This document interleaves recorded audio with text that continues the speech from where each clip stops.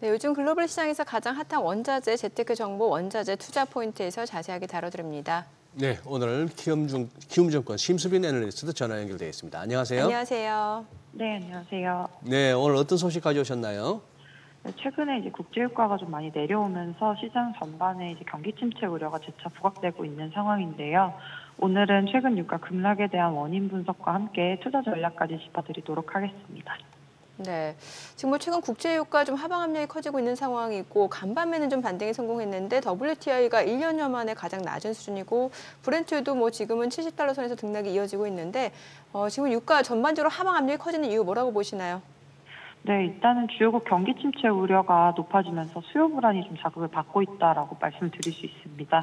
월 초 발표했던 중국 지표도 그렇고요. 미국 주요 경제 지표가 좀 부진하게 발표가 되면서 결국 미국의 경기 침체가 오는 게 아니냐라는 우려들이 좀 반영이 됐다라고 보고 있고, 특히나 다음 주 미 연준이 FOMC를 좀 진행할 예정인데 아직까지 미 연준의 금리나 경로에 대한 경계감도 좀 이어지고 있다라는 부분에서 금융시장 내 투자 심리가 좀 위축된 점이 유가 하락으로 좀 연결되고 있다라고 보고 있습니다.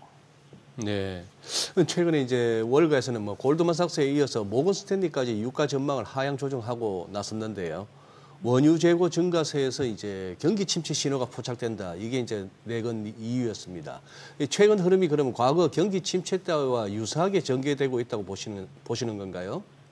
일단은 미국 드라이빙 시즌이 종료가 되었기 때문에 미국 주간 재고 같은 경우는 좀 증가될 수 있다라고 보고 있습니다.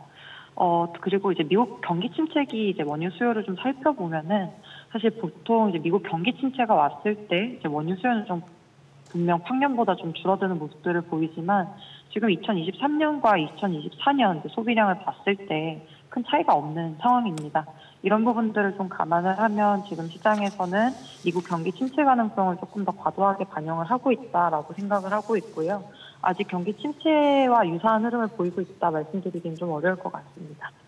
네, 지금 수요 측면에서 관건은 중국의 디플레이션이 얼마나 이어질지 여부일 것 같은데 지금은 중국 경기 부진 얼마나 더 장기화될 거라고 보시나요? 일단은 사실 최근 중국 제조업 PMI가 전월치 재차 좀 하회를 하고 7월 실물 지표도 좀 전반적으로 부진했습니다. 이게 사실 이슈가 되는 이유는 아무래도 중국 인민은행이 7월 말에도 금리를 좀 내렸기 때문이다라고 보고 있는데 이러한 부분들을 감안을 했을 때 사실 중국 경기에 대해서는 좀 계속해서 불확실한 부분들이 부각이 될 수 있다라고 생각을 하고 있습니다.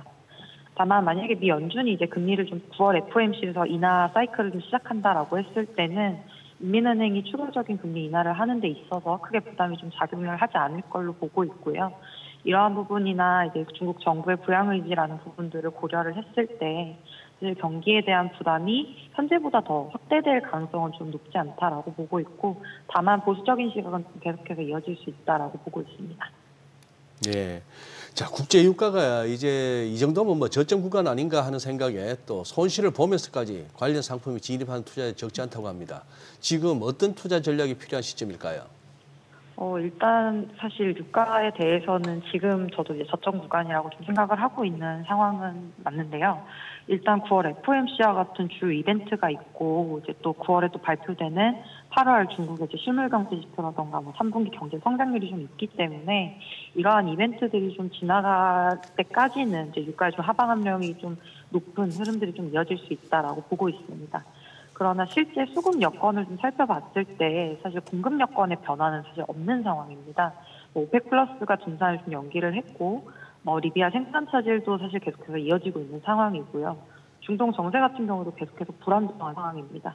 이러한 부분들을 좀 감안을 했을 때 사실 현재 수요 불안만 어느 정도 좀 일단락되는 시점에는 결국 유가는 좀 다시금 올라갈 수 있다라고 생각을 하고 있어서 측면에서 봤을 때 사실 주 이벤트 때를 좀 지켜보시면서 좀 투자를 들어갈 타이밍을 좀 보실 필요는 있다라고 생각하고 있습니다.